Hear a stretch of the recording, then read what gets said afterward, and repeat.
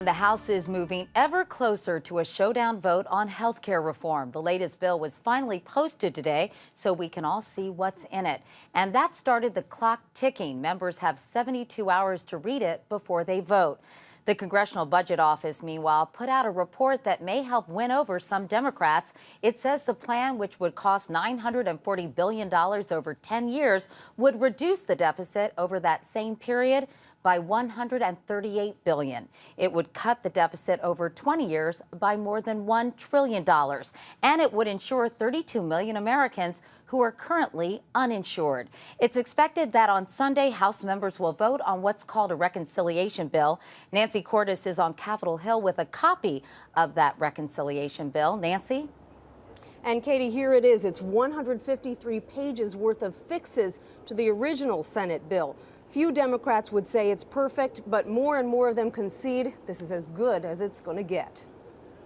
Undecided Democrats got the answers they've been waiting for today. They say a picture is worth 1,000 words. Well, a number is worth a lot, too. In this case, that number is $1.3 trillion, the amount by which the final health care bill would reduce the deficit over the next 20 years. That's according to the nonpartisan Congressional Budget Office, which is trusted by both parties as the authority on budget matters.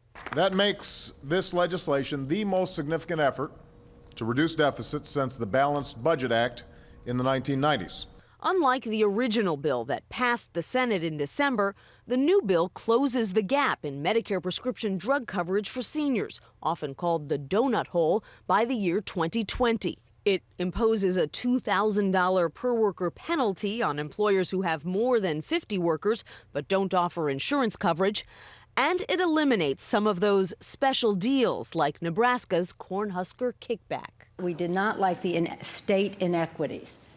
It's a category, and this bill corrects the state inequities by making the Medicaid reimbursements more fair to all of the states.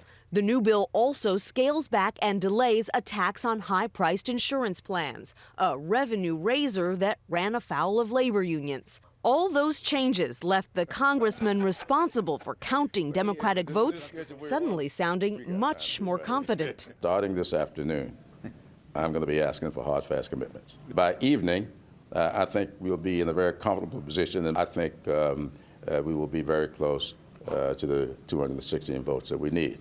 Sensing the Democrats' momentum, Republicans ratcheted up the doomsday rhetoric, even predicting doctors would retire en masse if this bill passes. It's going to kill millions of American jobs.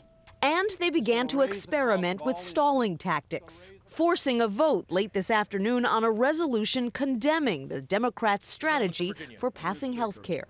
Whereas the Democratic leadership of the House has conducted a calculated and coordinated attempt to willfully deceive the American people. The deep divide in Congress has left the electorate torn, with a new Pew poll finding that just 38% of Americans favor the health care bills, while 48% oppose them.